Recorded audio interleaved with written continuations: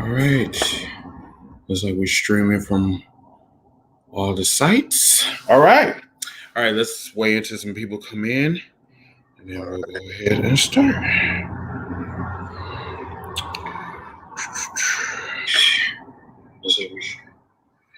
All right. Hey, guys and gals. Thank you for coming in. We're going to start in about 2.5 seconds. Hey, and can you hear me, bro?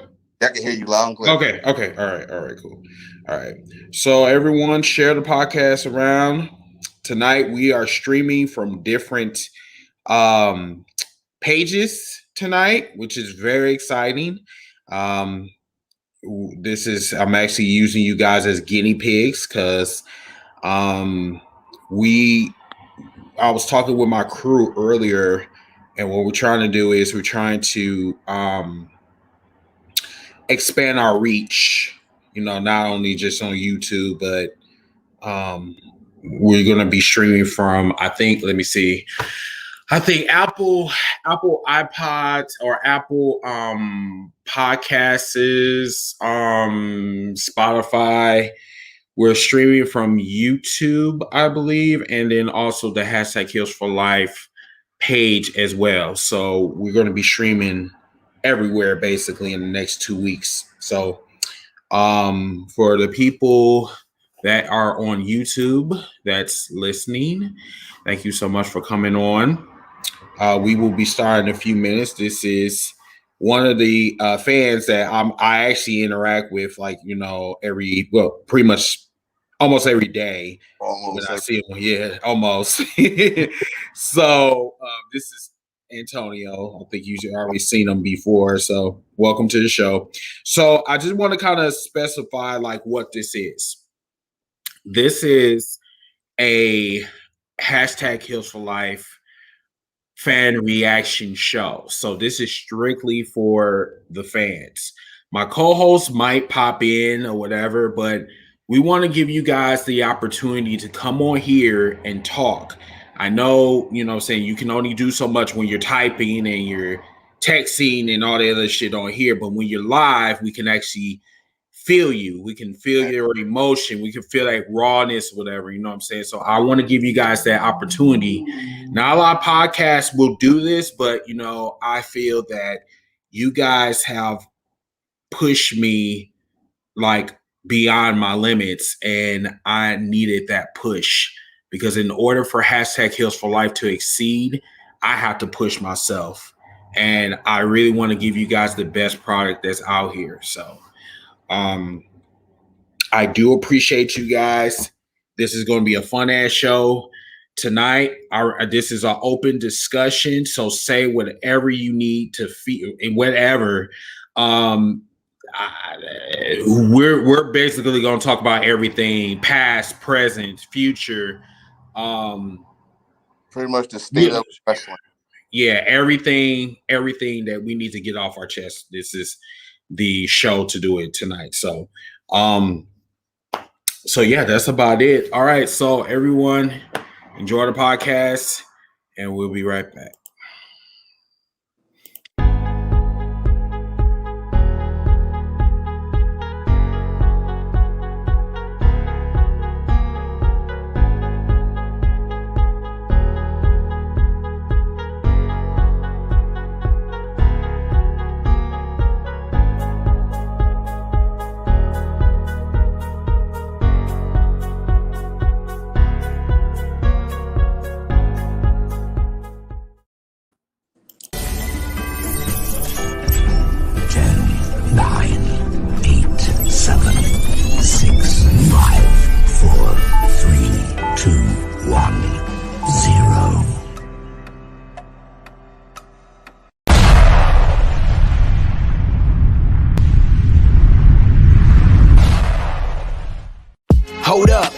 Hashtag heels for life. Wanna welcome everybody. Yeah, we gotta get it hype. Hey, every week talking wrestling, we get into it. Current events, even guests that we're interviewing. Hosted by Chris, Kid USA, and Nappy Boy. Shout out to Ziggy, put the smack down, you can't ignore. The best you gon' find anywhere online. Tell the competition they about to get clothesline.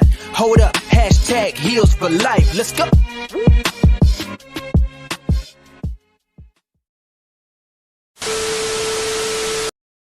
Welcome, everyone. This is Hashtag Heels for Life Fan Edition. I'm your host, Mr. Team Bring It. And this is one of the fans that I just told you guys about on the pre-show, Mr. Antonio. Thank you so much for coming on, sir. Yes, sir.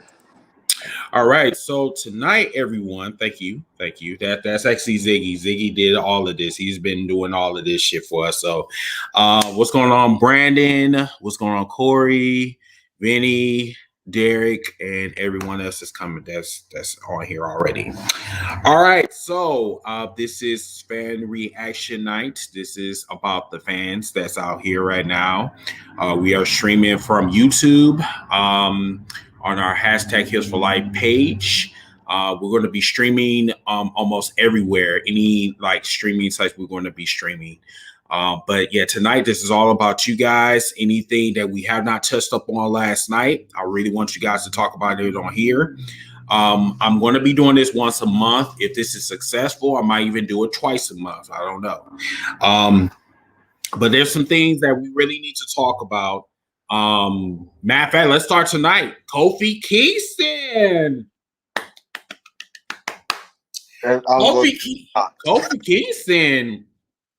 He beat Randy Orton and the WWE champion all in one night. Should we feel good, or should we like have our guard up for this situation? No. I gotta have my guard up because look here. Look, every time I touch the fucking Kofi Kingston Kool-Aid, like shit always happens. That's why I'm not really like too hyped about this shit. I mean, it's cool that Kofi Kingston won. Matter of fact, he is the first person in I don't know how many months to pin a major star. Like Bobby Lashley. Bobby Lashley hasn't been pinned since he got the title. So I mean, that's actually fact in that, because technically he did not get pinned for the U.S. title either. So, excuse me. It kind of shocked you. No, not really. I just had something down. It just went down the wrong hole. Here we go. But yeah, I mean, it had to be pinned for if you want to count calendar year. He hadn't been pinned for a long time. So this is a big positive. But like you said, we don't want to get in there. You got to keep our guard up, because this could be all right. It might be a celebration for Kofi, but then next week we go forget and Drew McIntyre get the title shot the next week. Now you know why Drew is hanging around. Now at the next pay-per-view is gonna be him and Bobby Lashley inside Hell in a Cell. We all know that. Yes. There's no disputing that. The problem that I'm seeing with this is that this is becoming an over and over again occurrence with this, because sooner or later Drew McIntyre is going to win the WWE Championship back. Right. But right now, I'm just not really feeling it. I really want some new people to, like Damien Priest. Damien Priest even was like, teasing the fact that he might go after the WWE Championship. And as a matter of fact, I actually kind of like Damien Priest. Damien Priest really needs to do something, with his career. Now that he got rid of John Morrison and the Miz is probably going to turn into a zombie or whatever. And, poor, Mike Moist must see Moist. You know what? Cake or whatever. But when it comes to Priest, I've been a fan of his from his Ring of Honor days when he was punishing Martinez. The guy, he got the skills. He got the skills to pay the bills. But I think Vince is not, and we're going to have to bring Vince's name in this. Mm-hmm. Vince is not going to do it because he's an NXT guy. And who are you talking about? Damien Priest. He's not gonna put him on that rocket ship yet. Yeah. Every time, Yeah. how long it took Drew McIntyre to get to that rocket ship? When he came back, they had to put him with some stupid stable. But here's the thing though. See, Drew McIntyre was already a WWE guy. Remind you, he was the chosen one by Vince McMahon. So he was already in, Vince's good graces already. Right. So it really didn't. I mean, because like if you really want to look at that, he was already had the membership to the Breakfast Club already. Mm-hmm. Now, Damien Priest, that's a different situation. Damien Priest is under Triple H's belt. Right. But that doesn't mean he's going to get pushed. No, but I can see Damien Priest for U.S. title. Let's start him slow off, because Sheamus holding that belt because his years of dedication and still working there and blah blah blah. They always put that belt had been there for a long time. Mm-hmm. But if you put the belt on Damien Priest and see what he could do with that belt. If he could build up that belt and outshine it and say, okay, he's carrying that belt like a fucking champion. Right. Let's move him up to the next level. Let's get him to the main event status. Instead of Cesaro, he had the U.S. title belt, and then it took him 10 years to get to the damn main event. And we don't want that. We want that. And we all know title shot Hell in a Cell, but this is what WWE does. They think they got it going. They're gonna keep milking that cow until the cow don't have no more milk, and they're gonna dust off the other wrestlers that's busting their ass.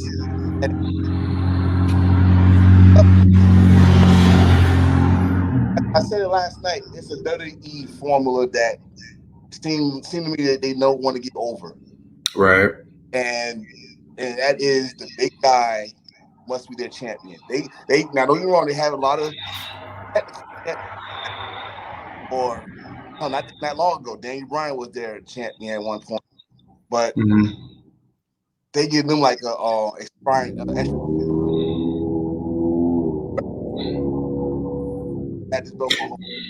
Bro, you kind of cutting in and out a little bit. You can hear me now? Yeah, I can hear you. Okay. You got if you win the belt at WrestleMania, we're gonna see how you do around some. If the numbers look good at SummerSlam, we're gonna keep it going. Don't belt. That's just the WWE form to me. Okay. Corey, what is your question? You can go ahead and you can post it on here. We can see it. So once you post your question, then we go ahead and answer it. So the whole thing with Bobby Lashley is something that Ron Simmons should have been. You know what I'm saying? And the thing is, I hate that they waited 30 years to pull this off. It bothers me, but then, at the same time, I mean, this is the WWE. Now, Corey had asked me a question about racism in wrestling, period. Like all across the spectrum of wrestling. Right. He asked me, what is so racist about the WWE? Now, seeing that he's Caucasian, okay, sometimes in order, before you flip off, because I had to learn this, what I'm saying? Like, I get really agitated when people ask me that shit. Like, why do you think that the WWE is racist? Saying that someone that's outside of, my color. It's best that you educate them. Give them the proper knowledge, give them the facts, and then they can take what you're saying. They can either run with it, they can absorb it, and just say, okay, I see where you're coming from. Right. So with the whole thing with racism in the WWE, I told Corey this before. I said, perfect example, Booker T. Booker T, matter of fact, me Me, Eric, and the crew, we was talking about this last night, that they should have touched that up during the Booker T documentary. That would have been a perfect time to get that out in the open, because honestly, this is 20 years of a piss stain that they really need to really talk about, because some of us, like me, is still upset with Triple H for doing that shit. Right. And then they try to, sweep it under the rug and make it seem like this is going to go away. This is not going to go away until we get a definitive answer of why you did what you did. And yet you're supposed to have black friends in the business. But then when we come to Booker T in that situation, which Booker T should have won at WrestleMania 19, you know what I'm saying? Because he was the face in that situation. The whole end game for Booker T was he overcame the system. And not only that, if you look at that documentary, they even put the whole rise of Booker T after the Alliance thing, that he was gaining fanfare. He was getting over, and the fact that he also was getting over during the shows before WrestleMania. He was, and the thing about that is, if WWE would have put that on the documentary, I think we won't be talking about this like we talk about it now. But they don't do that, and this is why I said this too. The sins of the WWF is punishing WWE now. It's coming back. Everything that was in the dark in WWF, it's coming to light during the WWE, and that's one of many things that you can't try to hide. That fans, especially today, fans that got YouTubes and they got look, they got all this fucking information that you can't just throw it under the rug and say that, oh, well, we're not gonna be able to find this shit. No, see, 20 years ago, this wasn't accessible. You know what I'm saying? The only thing that we could see is storylines. Right. Or upcoming matches or whatever. But we talk about behind the scenes. We talk about documentaries like Dark Side of the Ring. I just learned about motherfuckers almost got murdered. Folks, there's a lot of drugs in the wrestling business even today. Probably not as bad as it was 30 years ago, but still, it kind of gave us some insight of what's been going on, you know what I'm saying, with that wrestler back then. Right, the wrestling business back then, they was on heavy drugs. And not to say that the wrestling culture has changed, it's in a different type of drug now. Right. Drug now of choice, popping pills. Yeah. And which I understand this, especially with the recent loss of New Jack. Everybody's like, "Oh, he did all this hardcore stuff and blah blah." But look what he passed away from: a heart attack. Attack probably was induced a lot of pain pills, because that man did a lot of crazy stuff to his body over the years, and that's why it's kind of crazy that a lot of wrestlers don't make it past the age of 60 that we grew up watching. Yeah, I mean, we could name the names that didn't make it. Kurt, Rick Rude, Hawk. I mean, we could go on and on. The list is long. Yes, it's very, very long. But then also too, it's very troubling, and this is something that we really need to bring up. Even as podcasters, this is something that we really need to bring to the fans' light. That this is becoming a very disturbing problem. It's like your childhood is just disappearing in front of your eyes. Like, man, you watching your favorite wrestler from your childhood, and then you're growing up within 20 years later, you see a rest in peace to whoever, and the 10 bells salute and the video montage, and you're like, man, he didn't make it. He ain't making the belt. They ain't making the 50. So it's. But then you go to these documentaries and you see why they didn't make it to 50 and why they didn't make it to 60. It was a lot of hard booze, a lot of drugs, a lot of time on the road. You know, we get family stress on that, and we take advantage of this. We take what they're sacrificing for us for our entertainment. Right. Okay, so Corey Francis, I didn't even know this, and I'm so sorry. I thought she was white at first. I am so sorry. He said, "Hey Chris, I am a black man. What I meant by those questions was well, let me see. What I meant by those questions because they are broad questions. The WWE is trying to say that Booker T versus Triple H was the WCW versus WWF. I said it on the podcast. Okay, first of all, let's clear that up. Let's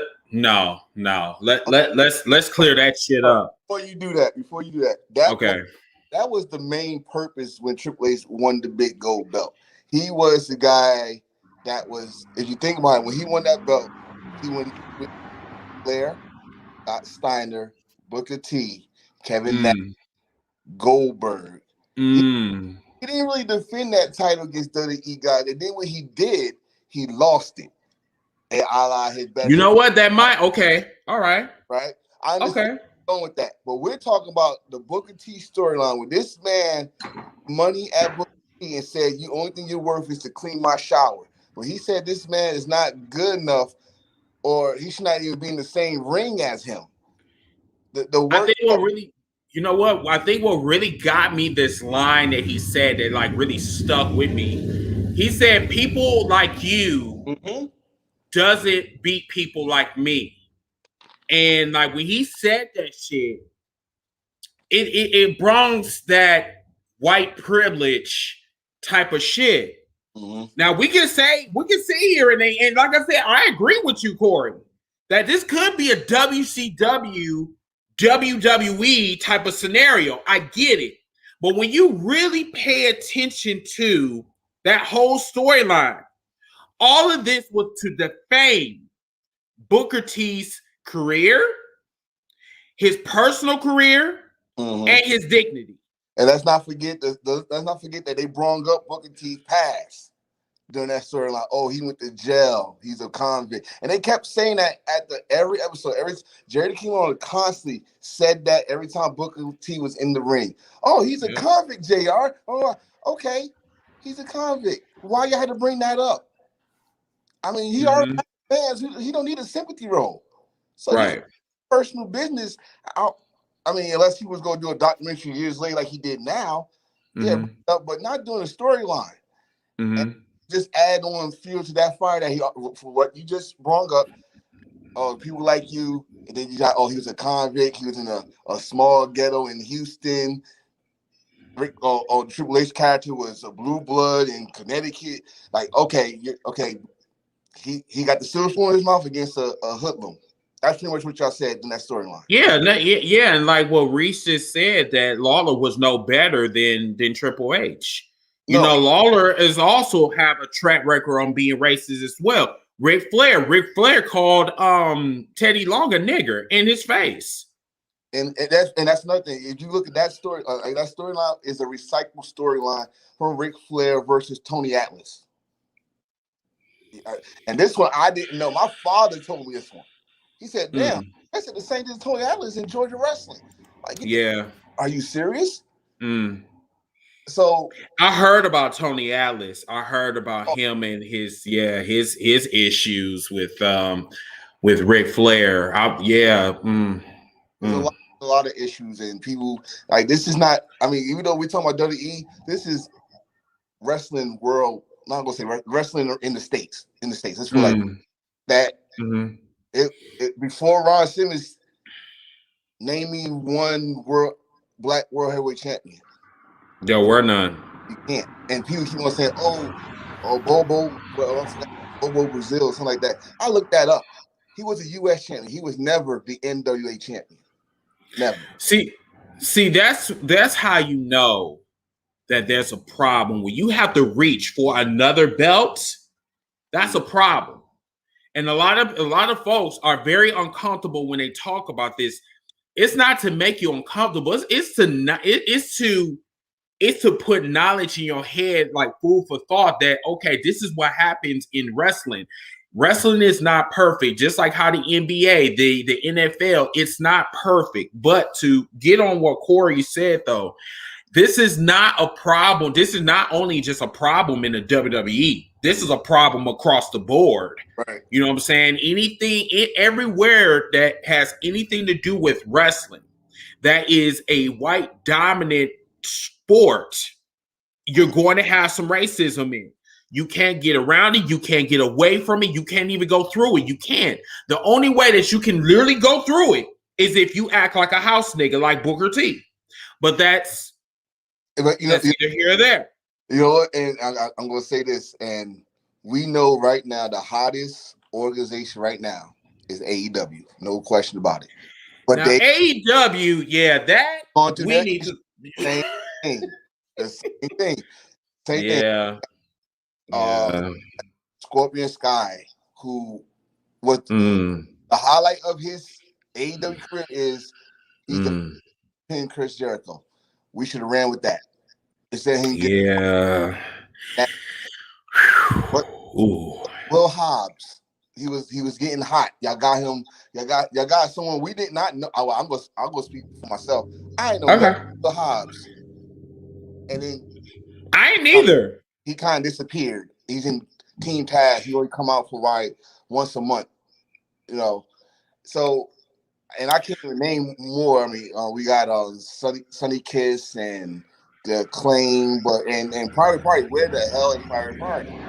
We're gonna talk about that in a second. As a matter of fact, okay, Corey Francis, he said this. He said, "Yeah, that's what they said. I was blown away. Do you want me to send you the podcast?" He called him nappy head and all that. I was like, I was tripping. Yeah, send me that information, because we can definitely talk about that on a future podcast. Now, let's kind of talk a little bit about AEW real quick, about this whole thing with AEW. This is where people get misconstrued that I'm a fanboy of AEW. I love AEW, but there's some things that I have been seeing that are problems. Now, people got on Cody Rhodes because Cody Rhodes did a out of touch promo, whatever. You got to look at the end of the day, it does not matter how many black women you sleep with. At the end of the day, you're still white. Okay? Right.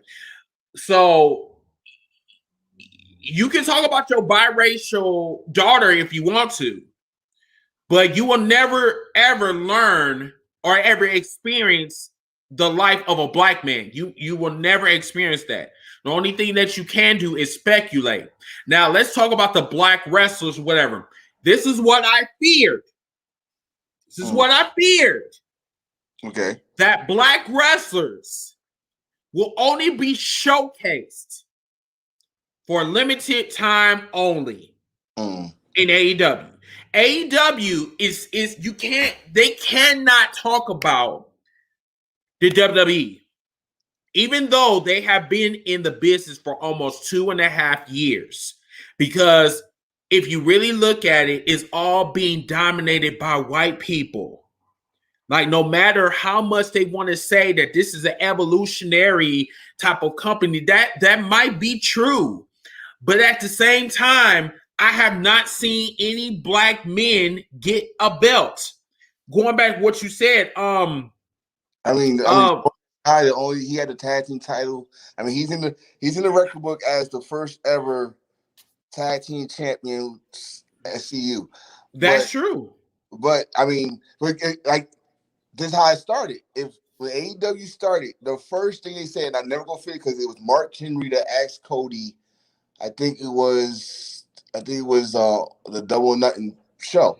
He asked the press conference, how y'all gonna do with diversity that no other wrestling has done? Cody said right now, it's not about the race, color, skin, sex, orientation. It got everything to do with the race. It got everything to do with it. No matter how much you want to go around it, it's all about the race. And everybody, because eyes open when you answer that question and you answer it, and you thought you was smooth talking, which Cody is. Cody is a smooth talker. He's a smooth talker, and I call him the best damn car dealership salesman I will ever see. He could talk circles around any question you ask him, which he did. But once you answer that, all eyes will go be on that subject. Of course, because fans don't forget. Oh no, they don't forget at all. And this is where Cody is out of touch. He's totally out of touch because he have never, like I said, never dealt with that before. And like I said, he might love. I'm assuming he loves Brandy. But the problem is that you marry a black chick, but you don't know her struggles. No. You might have a black father, but you don't know his struggles. You are still a white man at the end of the day. So by him basically dismissing the whole, we're a diverse type of company. Okay, show me better than you can tell me. Right. You know what I'm saying? Because all you doing is lip service. All this is lip service. Mm-hmm. You know what I'm saying? Because I'm sorry, I have not seen any black champions. And Mr. Sky, I mean, yeah, he's the first, one half of the tag team champions with SCU. But at the same time, I need to see more. He pinned Chris Jericho. After that, he literally went. He went from Dynamite to Mr. Dark, and how acquainted was that the black man was Mr. Dark. Yeah, and that's he went from being on the shows, and then he was on YouTube most of that time. And he cut a good promo to get a nice TNT title shot, but I could count on one hand how many title shots he got. 2. This man should have been in the mix of things. And I'm sorry. His current highlight is grabbing the brass ring. We all made fun of that brass ring.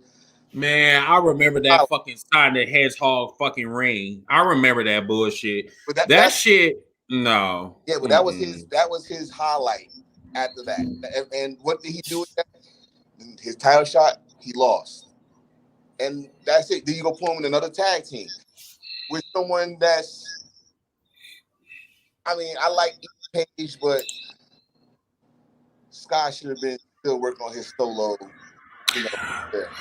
So let's kind of read some of these comments. Okay, so Corey said that IMO AEW. They're still young though. They are the best right now. Yes, I agree with that. Corey said facts. Corey is laughing with emojis. Corey said that there not enough, or there's not many black wrestlers on their roster. Reese said the only diversity AEW has shown is in their women's division. Rio being the first champ, then Sheeta being the current champion, for another 13 nights. Yeah. Okay, so diversity. That might be true, but once again, it looks good on paper, but the presentation is totally different. Okay, you got a transsexual and the Beast. You got Sonny Kiss is openly gay. Yep. Okay, you're giving the chances, and we applaud you for that. I really do. There are some talented wrestlers, but that's not stops. I mean, you got some Latinos. Latinos not doing too good either. No. I mean, you got 2 of the best damn tag teams and not many tag team title shots in the Lucha Brothers and Puerto Rican Pride. I think honestly that from a fan standpoint, that AEW is very disorganized. They don't know who to push. They don't know who's gonna. I mean, I don't understand this whole ranking system. And my co-host Ziggy has been very vocal about that, and I don't blame him because like their ranking system is flawed. Like, how in the fuck this person won at least about what six in a row, and they're in fourth place, and then they got this person that's 5-1 ahead of them. Like, I don't get that. The ranking system I never got because they never went by it. Never. Of course they don't. Never. And the fact was, a good example, Jon Moxley is your champion. MJF was undefeated. Mm-hmm. He should have got the title shot. But who y'all put a title shot is against was Eddie Kingston, who just became the part of the company. Mm-hmm. He got a title shot. There was a lot of people that got a title shot before MJF. And he was still undefeated. But this, y'all said y'all going by rankings. Well, rankings is, all right, MJF was 10-0 last year before his title shot? Yes. 10-0? Yeah, he was like 10-0. He was undefeated for like a good year. Right. And you got somebody who just came in, and yes, I love Eddie Kingston. He's a good promo. He can't wrestle for shit. He's a fanboy. If you go on his Instagram, all he do is put All Japan Wrestling and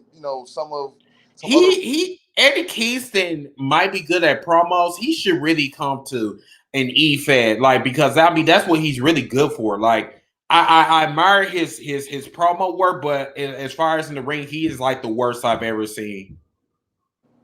Yeah, very very ugly, sometimes unsafe, not a Jax level wrestler, but what saved him is charisma and promo. So exactly. It's a man named, and the father of Cody, Dusty Rhodes, said you got to at least have two of the three: charisma, promo, you can talk to the crowd, and wrestling skills. If you don't have at least two of those three, you're not gonna make it in this business. So right. he's been doing it for a long time. But the fact that I'm saying with these rankings is, what's the purpose of having rankings when you gonna have people skip over them, and you go say, oh, it's because of the story.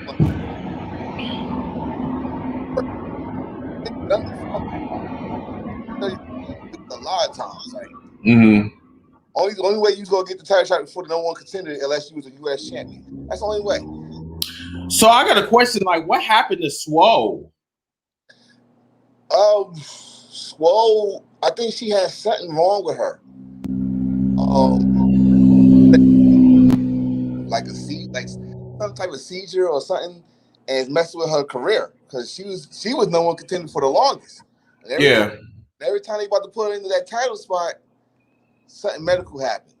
I haven't seen her on TV in a while. I think she was on Dark not that long ago.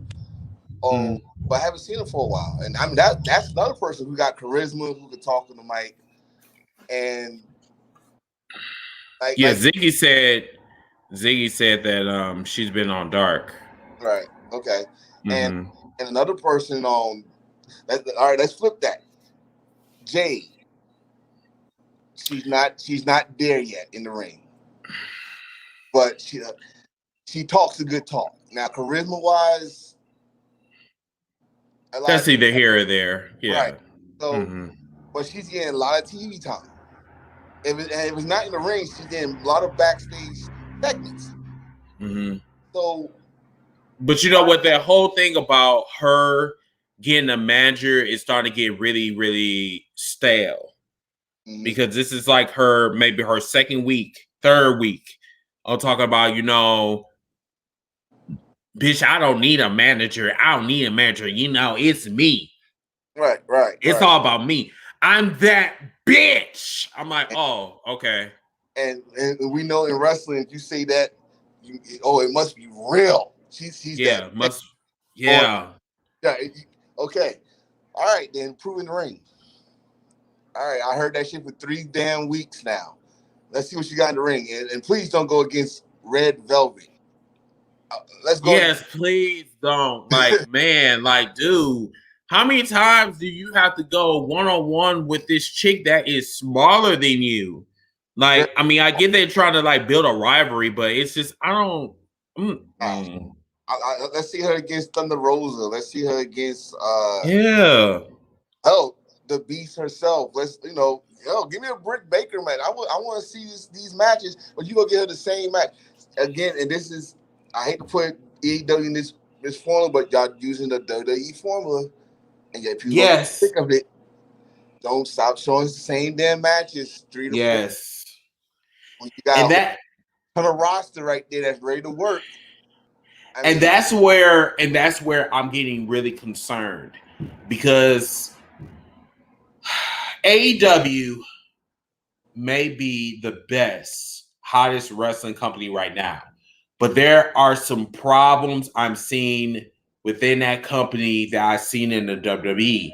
But the only difference is this is a young company, and sometimes they lose track, they lose direction, they lose their sense of purpose, because the champions that I'm seeing right now are the executives. That's not good. You got either the executives or right now ex disgruntled WWE star in Murrow, who it, like, and I said this to you before in our private section of the group. If Murrow don't win no gold, he just really just was a disappointment. But now I'm saying is, okay, Murrow, you got another mid-card title. He was that's all he was good for in WWE. He was what, 3-time United States champion, 4-time United States champion. Tag team gold, but I know you was champion. This is their mid-card title. T is their mid-card title, and that's what you got. Okay, stop for us. Let's see. Let's film the kitty. Let's see if King can make a good match out of him. Which I believe that it can happen. I don't believe I'm gonna get a good match between Lance Archer and Murrow. And that's another person I'm getting kind of tired of. I'm a fan of Lance Archer, but how many episodes is he gonna come out and just walk to the ring and everybody just run? And like Lance Archer he's an example of being lost in the shuffle. Like when he came in, it was guns blazing, like he was hot. Yes. People were talking about him from New Japan, and it's like for some apparent reason he got lost in the shuffle. Like I don't know if he's a face, is he a heel, is he a tweener? I don't know what the fuck he is. And that's where it goes back to my point about AEW, that AEW, when it comes to their creative staff, the rivalries, the storytelling are good. Yeah. But the problem is that career development. How long do you want this rivalry to continue? And when you are in this rivalry, it's very important that you don't put random people in the storyline and this shit doesn't make sense. So peep game. So I'm a creative writer, I'm a producer. And I also, I talk to the talent and the E-Feds or whatever, in my E-Fed that I run. Right. And the main thing that we do, because the whole, we don't do this based on numbers. I don't believe in numbers. I believe in if you are working hard, if you are like still in the show, even though, all of this is predetermined and we just basically just write as we go along, like this would be good in the storyline and blah, blah, blah. If the shit does not make sense, I'm not going to go through with it. Right. So that's why I tell people, I say, hey, trust the process. But at the same time, I want you to work hard for it. Work hard like you're a real wrestler in real life. Right. And some of these fans, they don't understand it. They talk about, I want to be champion. Okay, for what? What's your purpose? I want to be champion. That's not good enough. What is your? Go ahead. You gotta first. You gotta work with your character. Yeah. You make sure you fit your character fits with you and you fit with your character. Then, like you said, you work on your thing with the promos and stuff. Your promo is what bring the asses to the seats, because they all right. They know you're gonna have a match, but why am I going to look at your match? What's making this match must see TV? And you don't get. I mean, don't get me wrong. AEW put some good matches on, but they're not giving me why I should be interested in this match. And with the exception of last week. Last week I was interested in Nagata versus Moxley. I was interested in Murrow versus on Darby Allin. I was interested to see where it was going. I was interested in the Young Bucks. SCU, definitely interested in that because I know the story of those two teams. But when you just throwing stuff together without no purpose and you advertise it for next week, well, why are y'all putting this match in? Why you're advertising? Where did this come from? Where's the story at? So that's what I get what you're saying. Their direction is not together, but it's like they just putting shit in a barrel and it's but like this is a young company. They just started. They haven't been here for 50, 60 years like WWE or 70, like since 1972, like New Japan and stuff. They just and they got a lot of legends back there that can help them if people are willing to listen to them. Because that's like, oh, the legends here to try to take the thunder from us. No, they are way past their prime. I mean, the AEW ring in a match, I'm gonna tell you right now, he gonna turn heel. So we already know what's going on, but they did to help young talent experience that. Oh, listen, what I've been through with WCW, ECW, WWF. You might want to go a little different direction. You might not don't need to do a 18 flips or 30 super kicks or 15 Canadian destroyers in one match. Story. If they willing to listen, I think AEW will be here forever. Yeah.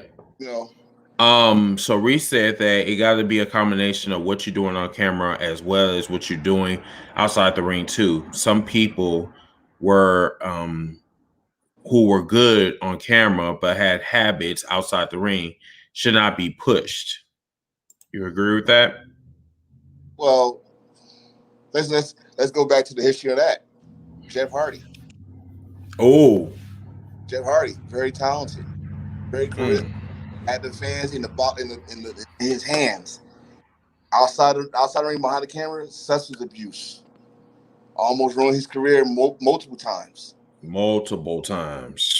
But it seemed like with wrestling, especially with wrestling, not just WWE, not just AEW, if you could bring in this, we're gonna sweep you on the rug.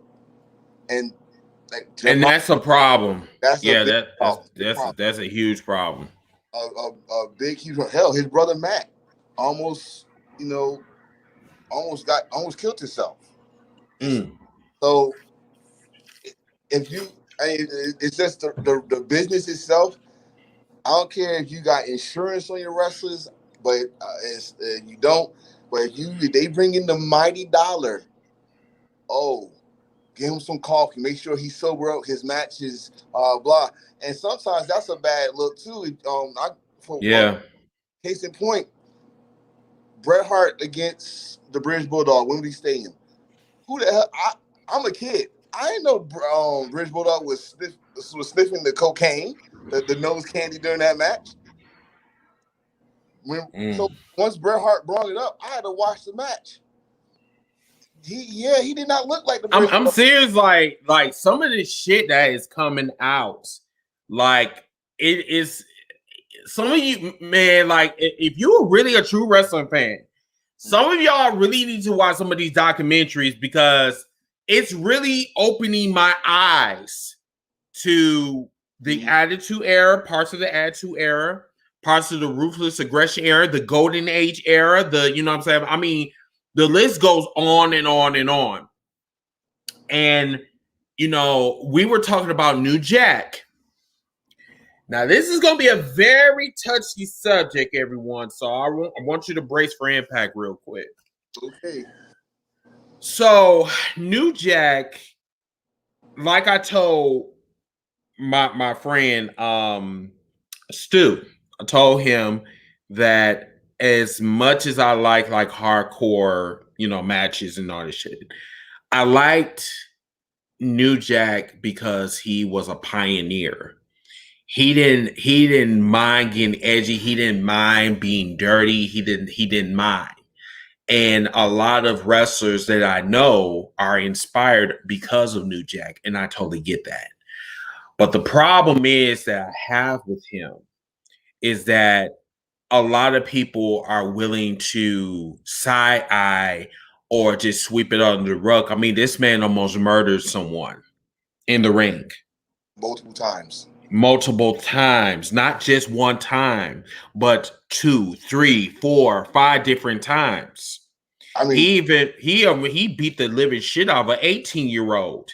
I mean, made this motherfucker bleed. Now, was he at fault for that? No.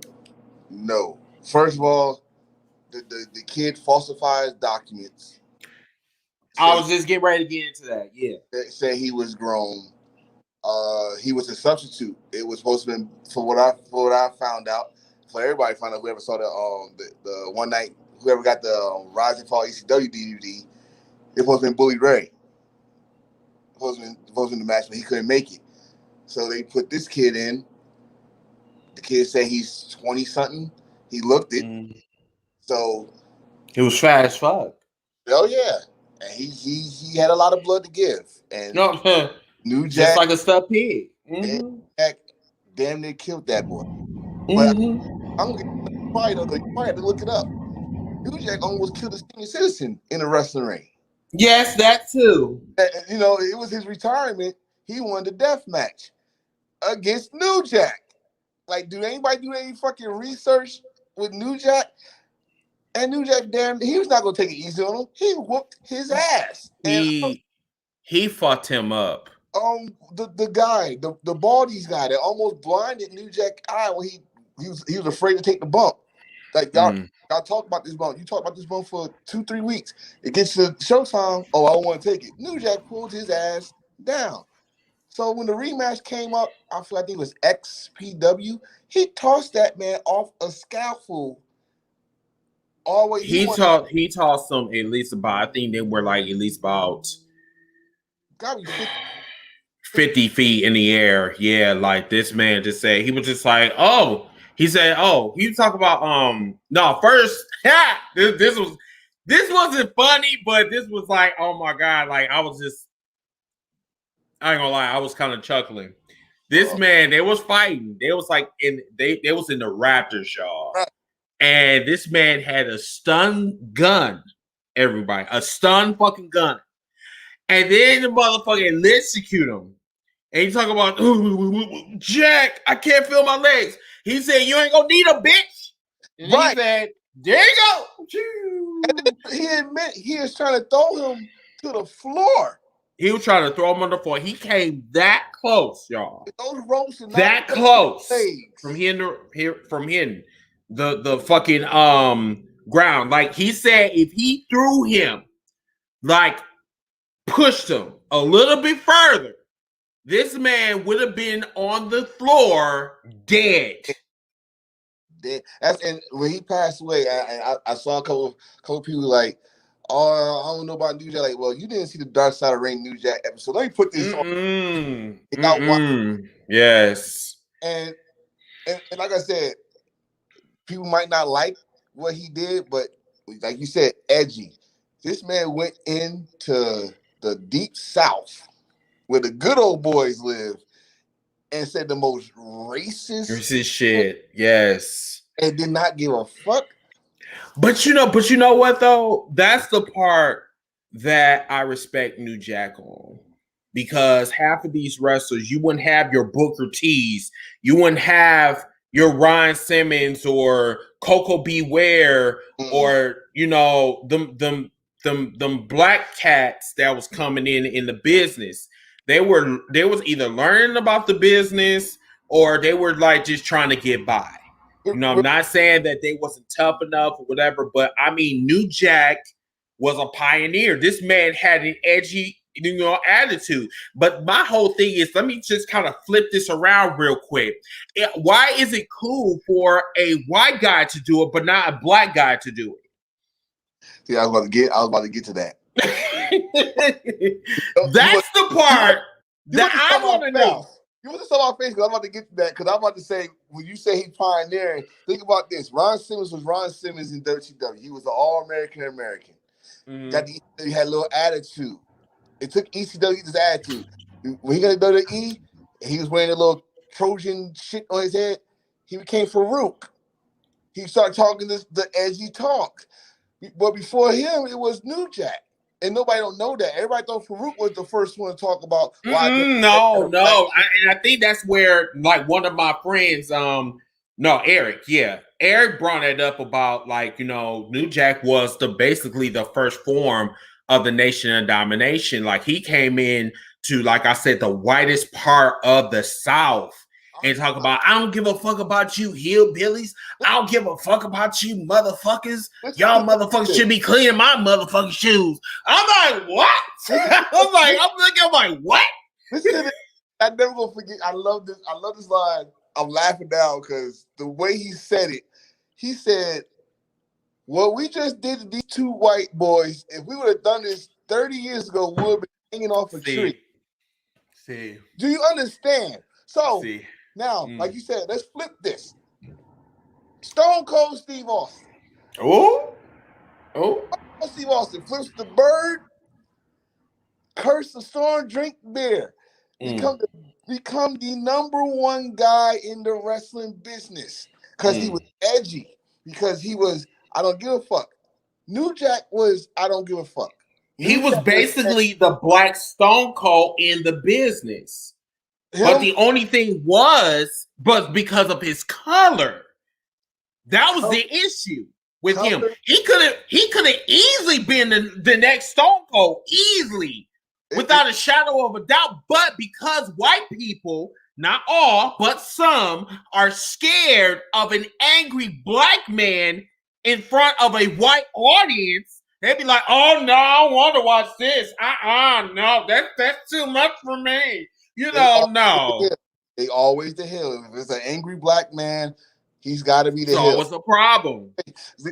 When they came close to this, I'm going to tell you when they came close. Ahmed Johnson. They came close to try and make him the edgy, fan favorite black guy. That motherfucker couldn't talk, though. That's why it couldn't work. I'm thinking like, my nigga, you got a stroke? What? First of all, the dude had silicones in his arms.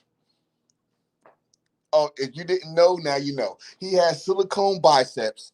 If you really want to find that out, go back when he came to WCW. Wait, pause. I thought they were muscles. Oh no! See, okay. So his best friends are Booker T, Stevie Ray. You're close to Stevie Ray. Bring it up. Yes. Yeah. No. He has brung up. I know. You know what? I don't think. Let me see. Did he ever bring up Ahmed Johnson? Now I know he brought it up on a podcast before, but he never we never really indulged in Ahmed Johnson. But yes, I'm aware of that. Mm-hmm. I was in the Navy with their homeboy, and I got the autographs from the Harlem Heat, blah blah. Mm-hmm. It came out. Big T got silicone arms. I'm like, Big T, Ahmed Johnson? And they said, look at his arms. His arms has never changed. Only thing that changed was his gut and his neck. His gut was just that. Yeah, and he still couldn't talk. So it's if you're an angry black guy, and I said that he tried this, it just couldn't work. It couldn't work, especially they was not even Attitude Era yet.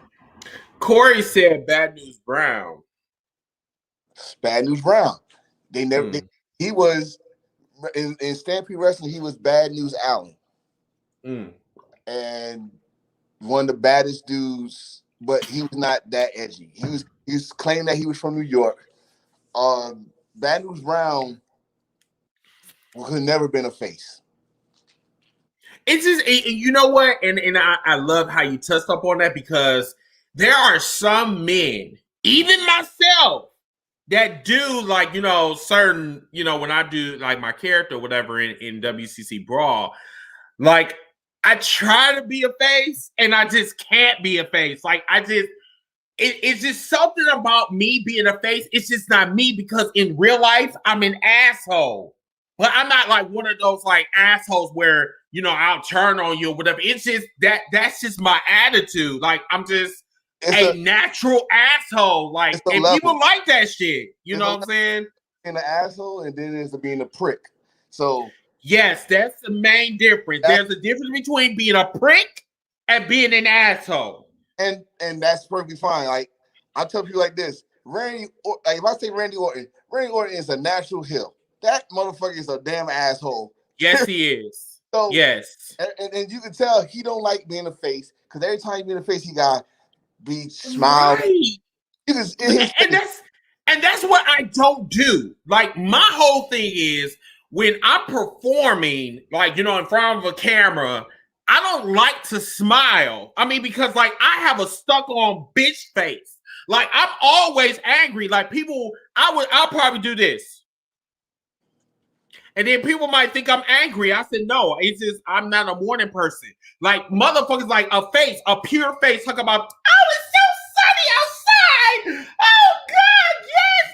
Oh, it's going to be a lovely day. And I'll be sitting on my couch and I'm, man, shut the fuck up. Like, it ain't gonna be no damn nice day. It ain't gonna be no damn. Like, shut your ass up. Like, you like me, like, the fuck wakes up like that? So right. I mean, like, I got a coworker at work that's like that.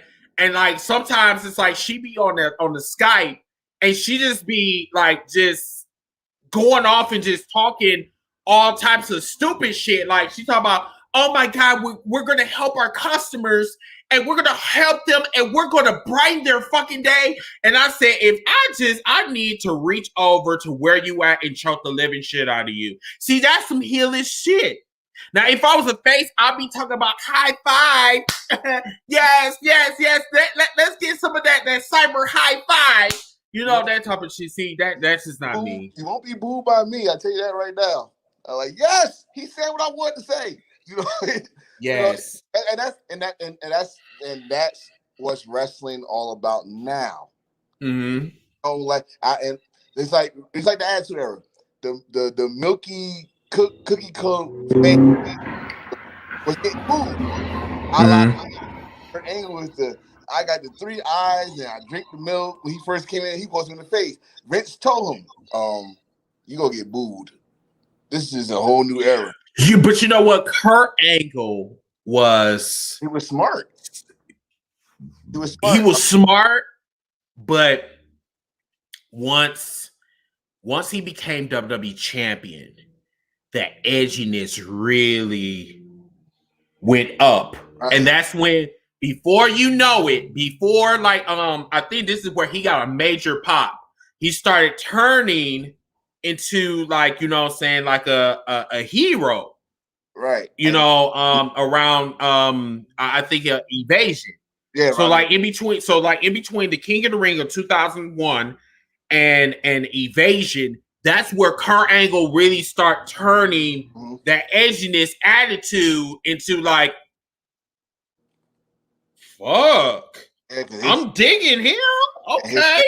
Wrestling got better, and we added that ankle lock. And once Kurt Angle turned up the volume, that's when motherfuckers really start looking at Kurt Angle in a different light. And like I still say this, like Kurt Angle is one of the best in the business. Oh, like him, oh my God. Him and Chris Benoit had some epic fucking matches. Like I remember his match, and I think it was Royal Rumble 2004, I believe, that same year that Brock Lesnar won. That was one of the best fucking matches I've ever seen in my life. Love that match. I mean, you can't go wrong with neither one. The WrestleMania 17 match, the Backlash, the still Raw, but that match was level. First, you had a whole new Kurt Angle. Kurt Angle actually was a team. He has Team Angle guys. You had Christian Wah, who just came back off a neck injury, so they was like, okay, let's see what he can do with this match, and they that damn match on the part when you got. When the wrestling fans give the loser a standing ovation, man, and then they did it again on SmackDown and got another standing ovation. Yes, that was like you don't know. I mean, I had to watch that shit again. Oh yeah, and even 25 years later, I still remember that match. And even we played that in WCC. Like one of my best matches. One of my best matches have to be Kurt Angle versus Chris Benoit, but that wasn't like the only. I mean, they had a series of matches leading up to that was actually pretty good. And even when they were tag team champions, they were even better. They were colder when they were tag team champions because they were combining their efforts together, so that made them even more dangerous. The crossface ankle lock. Oh. The crossface ankle. I mean, if they would have ran with that and let them be like they would have been one of the best tag teams still talked about today. That run, but I understand what at that time what WWE was doing because hold up, we got the best, we got the Olympic gold medalist and the guy that said he's the best technical wrestler in the company teaming up with each other instead of going against each other. Oh, we got to get this going. One of the best ones, one of the best like tag teams against anyone, Edge versus Rey Mysterio at No Mercy. Oh God, was that the 2 out of 3 falls, or that was the SmackDown? No, that was the SmackDown Championship. Okay, yeah. To decide who was going to be the first SmackDown Tag Team Champions. Yep. Yeah, I mean, I said that's actually when they became good. Like they was good. They were okay. So. They were enemies at one point, and then when they got together, they were damn near unstoppable. Oh, it kind of reminds me of Sheamus and Cesaro, right? And you know what? You know what I'm saying? That's crazy because it's always the opposite that makes some of the best damn tag teams. Opposites attracts. Always. You better listen to Paulo Duel. I mean, I love the bar. At first I was like, you know what, this might work, and it did. I think who tried that the next time? There's another team that tried that. It didn't work, but it was part of the story. Undertaker and Stone Cold. They tried that. Oh yeah, but it was part of the story. It was like I think Kane and Mankind was champions. I forgot. It was Fully Loaded 98. I remember that. Yeah, that was on the highway to hell. Yeah, I remember that. And they was tag team. Man, that shit was actually, they defended the title at least good 2-3 weeks. It was good. Like you didn't think they had that chemistry. It was good. So this is my favorite. This Trey, what's up? This is what I want. This is fan night, y'all. Y'all need to ask these questions. Bring it to us. I'm glad you asked this question, so I'm gonna answer it. So, question: what is your favorite triple threat match of all fucking time? Don't matter, no wrestling organization. Woo, no. Okay, so are you saying no? Like, doesn't matter what company, right? Don't matter. No company. Let's okay. Go. But I will say this: this is my favorite. My favorite is Kurt Angle, The Rock, and The Undertaker Vengeance. You know what? I'm gonna have to put that honorable mention because I did like that match, especially that everybody's doing everybody else's finisher move in that damn match. That was the first time we actually seen a rock bottom from Undertaker, and then The Rock did a choke slam, and then Kurt Angle tried to do. I think he did a rock bottom, if I'm not mistaken. And it's just that match lasted for at least 20 minutes. Right. I mean, I would go with if we gonna stay at WWE. I love. I don't have to be WWE. No. But I'm gonna stay with WWE because I still think about this match because it's not gonna get that much shine now, but Chris Benoit, Triple H, Shawn Michaels. Okay. I can't believe I passed up that match. Okay, I was just watching that match. In fact, you put it on the watch along. Thank you very much. And I just watched how the first you had the story between Shawn Michaels, Triple H. That was not over. Then Chris Benoit. The point of the match that it still freaks my head was when they looked at each other. Then I say one word, and they slammed Chris Benoit through the table, and then a bloody Shawn Michaels went in the ring and pointed at Triple H and said, "Come on now, it's just me and you." I was like, "Oh shit!" Now this is in. This was I think honestly, like I'm sorry, but I did like Vengeance, but that one I kind of figured you was going to bring that one up because that was one of the best. Matter of fact, that was one of the best WrestleMania main events like ever. Right. Like for real. I mean, we got a couple of them. We got a couple of like awesome main events at WrestleMania though, but that triple threat was sick. And really, really sick. What I like about that, it went against the mechanical triple threat match WWE is known for. They went straight at each other in that match. You supposed to be small. The WWE, you start off with 3, but you always throw out 1. So somebody coming all in that match. And I love that match. I still love that match. So I can put that up there. So Reese asks, who do you think was a talent that could have been big but didn't get there? Good question. I'm gonna have to come to think about this one. It's a lot. You can name names now. Dross could have been big. Ooh. If it wasn't for that injury, right? If it wasn't for that injury, I think he could have been big. Test, I think, could have been big. Owen Hart could have been big.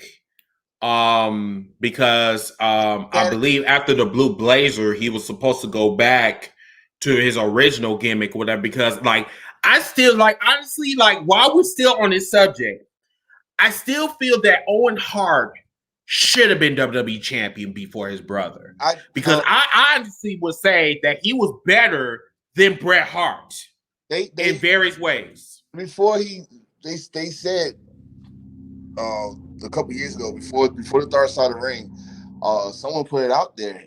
They had him pencil in to win the title multiple times. He supposed to have beat Bret. Yeah. Supposed to have beat Bret at SummerSlam. And before he died, he was supposed to beat Stone Cold that SummerSlam. That SummerSlam was not supposed to be a triple threat match between Mankind and Triple H. That was supposed to be Owen Hart's shining moment. It was like been a story where Owen almost broke his neck, and at a SummerSlam, and redo that match with this time with the WWF title. So now Skrilla said that Mr. Perfect should have been big. Mr. Perfect had the perfect. I mean, he had the perfect package, like literally. And I'm not talking about his dick size. I'm not talking about that. I'm talking about the perfect package. He had the looks, he had the body, he had the charisma, he had everything. He had it. You know what I'm saying? He was I still say one of the best damn kind of champions, especially when it was the working man's title. But if I'm gonna say him, I'm definitely gonna say Rick Rude. I'm definitely gonna say Rick Rude. My knowledge about Rick Rude is a little bit foggy, a little bit, but I knew he was a what's that word? When he grabbed that mic in front of anybody and said, "Tell all the men to sit down or call him wherever he's at. Let's say he was in Atlantic City. Atlantic City sweat hogs sit down while I take off my robe and impress your wives. That's heat. Yes. That's heat. And he was an Intercontinental champion, but it's like, to me, and this is another thing about WEF. If you come from somewhere else, it don't mean shit. It doesn't. It doesn't. And that's the and unfortunately, even in the same fucking company, that if you came from NXT and you going to the main roster, that doesn't mean shit. No. If you did not come from my genius, if you did not come from up here, like Hulkamania came from Vince McMahon. Mm-hmm. If you came from another company, I'm burying you. If you don't bring something to the table that I like, if you can't make my idea work, then you can't make nothing work. That's what that And to this day, I'm still surprised AJ Styles is a 2-time WWE. And let's like this. He's a Grand Slam champion. I'm surprised because he's a 3-time world champ. Yeah, he's a 3-time. Yeah, he's 2-time or 3-time. 2-time. 2-time. Okay. Oh, but he's a Grand Slam champion. So you would think someone that was made elsewhere in Impact and New Japan comes to WWE, like, and he's still there. He's still a main component. Unlike Shinsuke Nakamura, who was the King of Strong Style, who's a 3-time IWGP champion. He comes in red hot, NXT champion. Won the Royal Rumble. And y'all put the U.S. title and title on him, but why he wasn't good enough for the title? So this question, me, you're gonna have to kind of take turns on this one. What is your top 3 or 5 favorite WrestleManias and why? Okay, we're gonna have to go down the list on this one. We're gonna have to go down the list. Well, we all WrestleMania 17. We all go. We gotta say that. Hold on. I'm gonna say 5. Okay, got you. All right. Shit. You want me to go? No. I got this. All right, you got this. WrestleMania 17, 19, 20, 22, 25. Oh no, 23. Okay. Why? Because if you really look at all the WrestleManias that I just named, they have one thing in common. All the matches were trying to outdo each other. So with that being said, that makes a great recipe for a great WrestleMania, if that makes sense. Oh yeah. So WrestleMania 17 is considered one of the best because every match were great. Like, we didn't really have much to really say that was bad about it because it was just like every match was building up. Like Chris Jericho and William Regal started off WrestleMania. So, you know what I'm saying? Like, I mean, come on now. They were one of the best. Even though William Regal is considered underrated, he's not underrated in the ring. He's very technical, but that people don't talk about him because if you really look at his character, it's kind of bland a little bit. So, a lot of people don't really give him that respect. But that match that he had with Chris Jericho, I mean, he were countering him and literally making him suffer, putting him in excruciating holds or whatever. And I can't believe this is 20 years ago, and I still remember that fucking match. That's how I know that this shit was good. You know what? But yeah. If you're gonna say 17, I'll put if you say every match was good, watch this. Do you remember what's the least favorite match and it was still good? Taz and the APA against Rice. And it was was the pre-show. No. It wasn't. Oh. No, that wasn't pre-show. Okay. Oh. I remember that match, and that match was still good. Yeah, that match was still good. I mean, when you just throwing matches a week before the pay-per-view and it's still good. Yeah. That's the meaning of the grandest stage of them all. And that's why WrestleMania 17 is considered one of the best, because we don't have this, we don't have this back then. Like right now, it's just like they're just trying to get by. Right. And WrestleMania is like our Disneyland. Mm-hmm. It's the showcase of the immortals. Like everyone is trying to earn their spot. I mean, that's the night where your name go in the history books. All right. You know, I don't care what your match is. Your purpose is to steal the show. And so I like your 5. So 3 of your 5 is already in my 5. Just let you know right now. Okay. So let's hear from some of you guys out here. McQuan said WrestleMania 29 will always hold a special place in my heart. And why is that? Go ahead with yours, Antonio. Okay, so I'm going, of course, like I said, WrestleMania 17, but I'm gonna go before that. WrestleMania 10. And I'm gonna tell you why on that one. WrestleMania 10? Yes, I'm gonna tell you why. Don't worry about it. I'm gonna tell you why. WrestleMania 19, WrestleMania 21. Okay, so I didn't care for 21 like that. I mean, even though they went to Hollywood, but still. WrestleMania 22. So I said 10, 17, 19, 22, and WrestleMania 30. Oh, because the Undertaker retired. The Undertaker streak was broke. Yeah. Story. Finally, what we wanted. Finally, WWE really gave the fans what they wanted.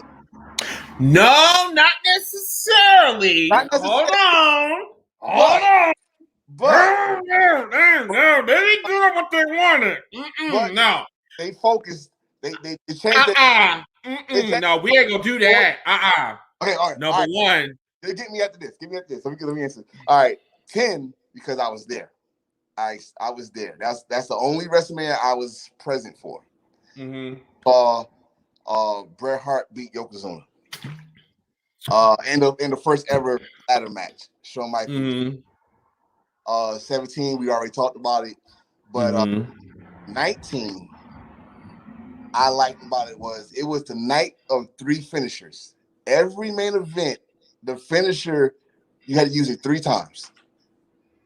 And that Brock almost broke his goddamn neck trying to do something he should never done in the first place. And not to mention now that we know that was Stone Cold's last match. We did not know that was Stone Cold's last match. I remember that. I'm not gonna mention the one that we really want to talk about, Triple H Booker T, but that's a different story. WrestleMania 21 because that was still a good match though. Huh? That was still a good match though. It was a good match, but it took like 18 years to get to the goddamn pin. After he hit that pedigree, he was like crawling for it, like he needed some water or something. But we ain't gonna talk about that. Yeah, okay. All right. We can move on. It was the change of the guard night. WrestleMania 21? Yes, it was Johnson. I agree. Yeah, Johnson, I agree with that. Edge winning the Money in the Bank, the first ever Money in the Bank. Jesus, the match that stole the show in my eyes. Shawn Michaels, Kurt Angle. Yes, that did. That stole the show that night. That was the last arena WrestleMania. After that they went to stadiums, and that was the loudest WrestleMania since like a long time ago. And another thing, we was passing guard. RVD won the Money in the Bank. Mickey James beat Trish Stratus. Rey Mysterio became the World Heavyweight Champion. And they start to believe in John Cena, but that's also the night John Cena really got fucking booed. Yeah, you know what's so special about 22 that I like the most They were in Chicago, one of my most favorite cities. I love Chicago because that crowd don't give a damn you the babyface or not. Man, let me tell you something. When I went to AEW Revolution, it's the reason why Chi-Town is a wrestling city. That arena was so fucking loud. Like, bro, like we were like, dude, like Orange Cassidy got one of the hottest pops of the night.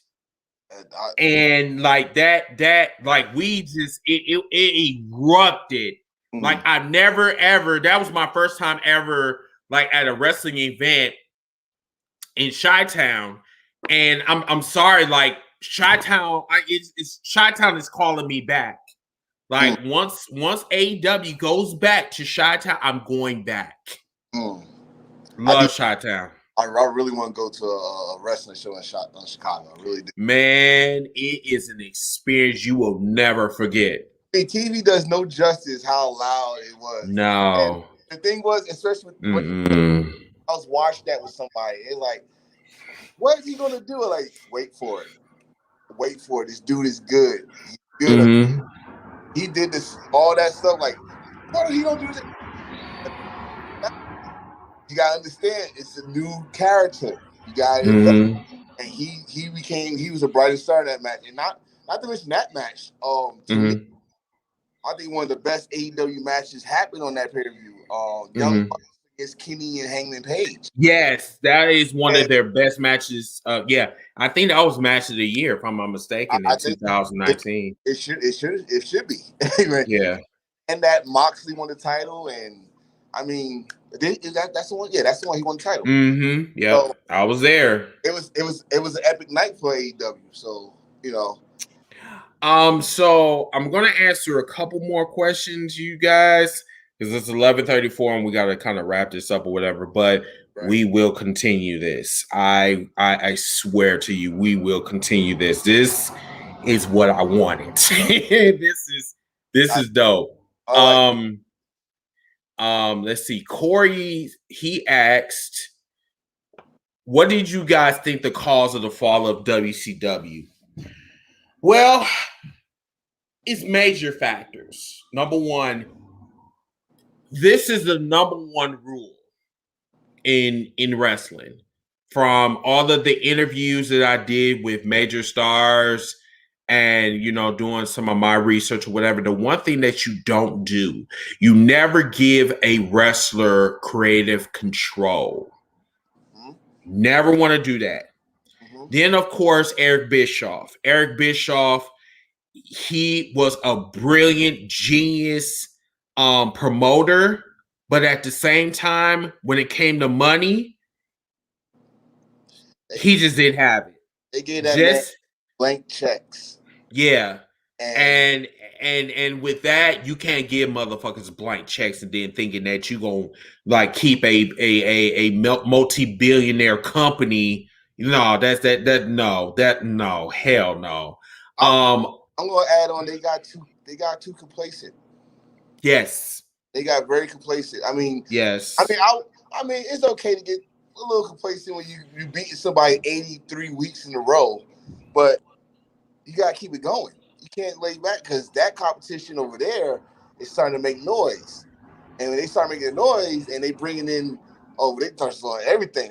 They showing titties out of here. They showing that's what I'm saying. Like Vince McMahon, you know, he got desperate. Oh yeah. You know, because it's like he came within the hair of his company going under because everybody was going to WCW. And then once that Attitude Era came, or you know, that Montreal screw job came to play. Mr. McMahon came into play, and then the rest was history. But then that could have been the nail in the coffin for WWF at the time because they got Brett, and WCW would have ran with that.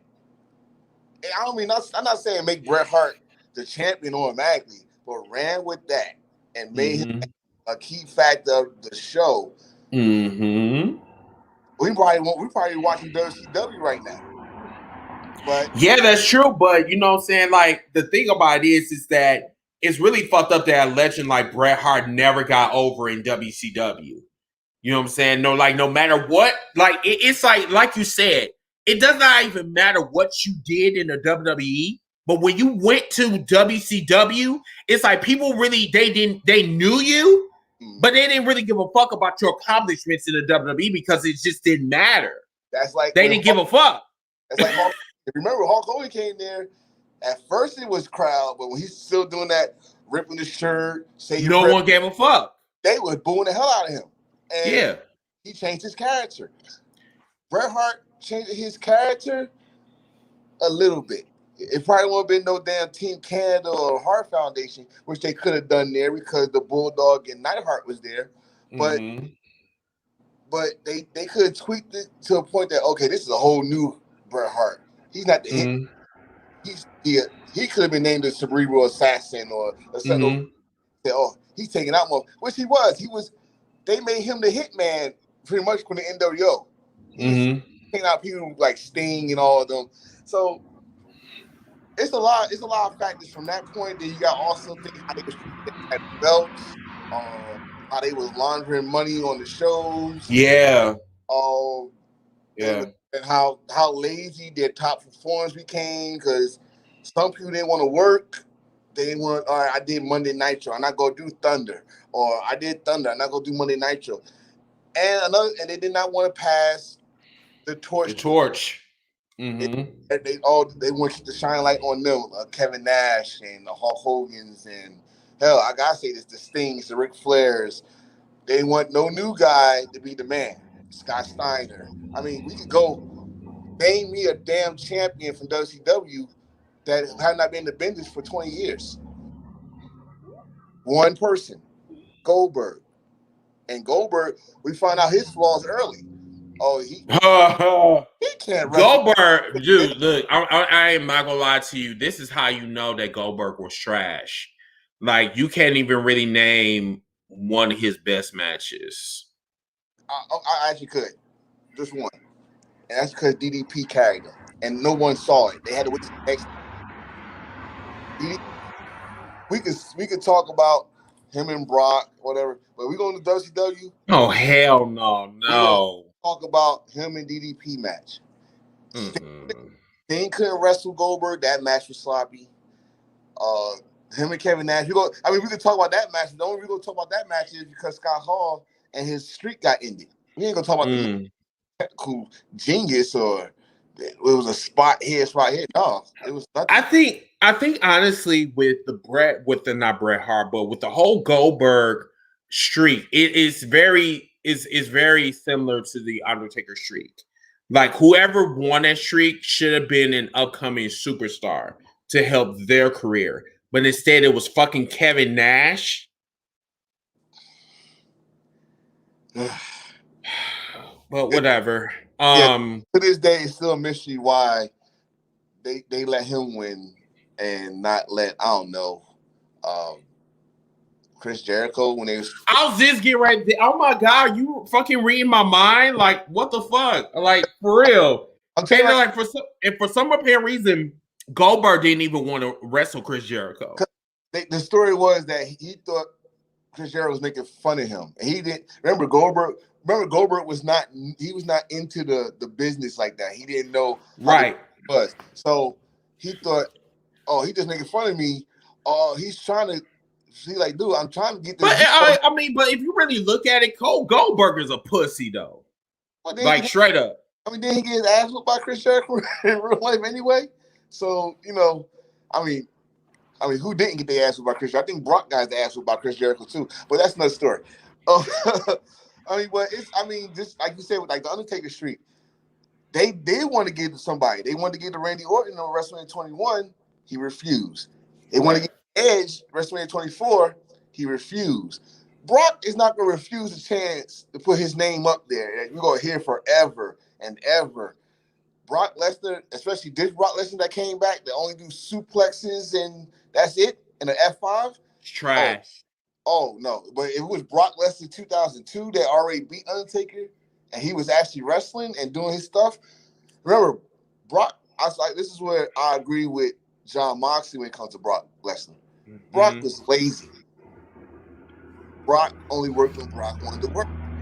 Brock, he worked a good match with the I think it was a triple threat match or a fatal 4-way in SummerSlam. That was one of his good matches. The SummerSlam match between him and Seth Rollins for the Universal title. That was one of his best matches. But if he's not gonna work with you like a Braun Strowman or a John Moxley WrestleMania, which you thought at WrestleMania, you would have come and worked. No, I just want to suplex you 5 or 6 times, say Suplex City, bitch, and then F5 you so I can go back home to Canada and fish. And I'm saying, yeah, like what Ziggy just said, that young Brock was a beast, and he was. Like, this man did German suplexes, overhead German suplexes. This man was like, this man was very, very fast for someone his size. Like, uncharacteristically, like, just fast. He was fast, and like cruiserweights. Yes, that's the crazy part. That's until he did that shooting star press. Like, I'm trying to figure out like why the fuck he did that shit, and he landed right on his head. But he used to do it on OVW, and he did it on a dark match. So he shouldn't have never did that shit at WrestleMania because it made him look like a dumbass. And now it's forever be known as the Botchamania. The Botchamania. I mean, if you it's so many reasons why we could say WCW fell, but we already know them. But I still say their dying days, that was the end of it. It was done. So this is going to be the last question of the night, and like I said, once again, you guys were fucking awesome tonight.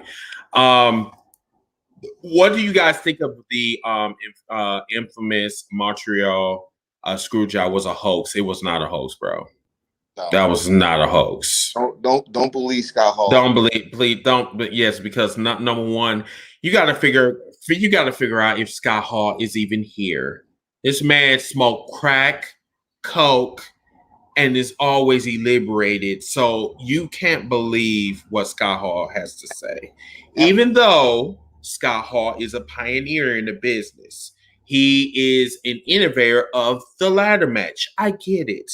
But at the same time, it was very appalling that I seen him at a convention before Double or Nothing in 2019. That him and X-Pac was drunk the whole entire time. X-Pac, I took a picture with X-Pac, and this man had his. He didn't even have his eyes open. Oh, so that's when he got off the wagon. Okay. However, they say he got off the wagon at an event, but they didn't name the event. But he didn't get off that wagon. That motherfucker, he was still on that damn wagon. He was about to jump off. Scott. But whatever. Yeah. I'm going to say it like this. It's not a hoax. That was as real. But the only thing I got a problem with was, did Triple H say what he said? Or y'all just trying to get the blame off of Shawn Michaels? Because Triple H said that he the one that said, fuck him. Fuck it, he don't want to do business. Well, Triple H, at the end of the day, Triple H is very sketchy. It's everybody wants to say that he's the best in the business. Fuck what he did before. No. We're not gonna sit here and be nice to Triple H because we want some cool points, because we want the WWE to look at our video. Fuck that shit. The problem is that Triple H is one of the most sketchiest motherfuckers in the wrestling business. This man knew that he was not going to be a top star right after the curtain call. After that shit, he had to figure out his contingency plan. His contingency plan was putting his DNA in the boss's daughter. But that's another topic for a different day, though. Yeah, that's a different day. But I'm going. Let's say this question, because if I start talking about it, we're not gonna leave. So but when it comes to this screw job, from what I got the DVD of Bret Hart Shawn Michaels interview. Mm-hmm. They was working on this rivalry. You know, they was not having matches and stories. They're working on this rivalry where they had no choice to get this rematch. But the rematch was supposed to happen at WrestleMania. Mm-hmm. I think it was supposed to happen at WrestleMania 13, right? Yeah, but that's when he pissed off Bret. He said, you know, that's what he said was your pussyfoot injury. Yeah, I mean, because like Shawn Michaels didn't want to wrestle Bret Hart, and I think he faked that injury, just like he faked that concussion. He faked that knee injury too. Yeah, he said he said it. He said he didn't want to return the favor to Bret Hart. It supposed to have been 3 WrestleManias. They supposed to main event 3 straight WrestleManias. Something like a Stone Cold Rock situation with there's going to be straight. So you had the Iron Man match, and then you're going to have the Chicago WrestleMania 13, and then WrestleMania 14. If Bret didn't leave, it was going to be Shawn Michaels, Bret Hart counter as they would. But as the story goes, Bret was pissed off. Then Shawn with the Sunny Days comment, they start fighting back there. This going off now because Bret's leaving, and he might leave with the belt. And the trust factor was gone because we already had one wrestler left their company with a belt on TV and threw it in the trash. And Eric Bischoff would have done that with the WWE title. Let's rewind the track. Vince, don't act so innocent because you had the NWA title when Rick Flair over. Right. So, this wrestling business, even though everybody act like they trying to forget their sins again, WWF sins is coming to play against WWE now. Yeah, and that's what I'm saying. Like, we can't. It's like the problem is with some of these fanboys, they want to sit back and they want to talk about how much the WWE is making money, but let's talk about the fucking skeletons in their damn closet that still has not been cleaned up. It's a lot of dirt in that fucking closet. Okay, so we can sit up there and talk about how many billions and trillions of dollars they got. But let's talk about some of this shit, their underlining shit that made it to Dark Side of the Ring. Let's talk about that. We're only on season 3. We got many seasons to go. That's how much. That's why I say I'm getting a little bit scared because now they're about to talk about Ultimate Warrior in a couple of weeks. So I mean, at the same time, it's gonna be Ultimate Warrior on A&E. I think Dark Side of the Ring gonna do Ultimate Warrior too. Yes, they are. So AE is doing one, I think Sunday, and then Dark Side Arena is supposed to either do it this week or next week. This week is Collision Korea. I don't even know who that person is. No. That's the show that New Japan and WCW did in North Korea. Oh, okay. They almost not make it out of North Korea. So that's what happened? Oh, North Korea don't like us very well, sir. And they don't like. So they took from what the commercial showed. I think Scott Norton said they took their passports. And, wow! And they had them at gunpoint at the table, and I want to watch this because they said that show was. It was So. But all right, so everyone, hopefully you guys like the show. Give us some feedback. Give us some feedback. Tell us what you think, and remind you we are everywhere now. #HealsForLife is on Instagram, Facebook, Twitter.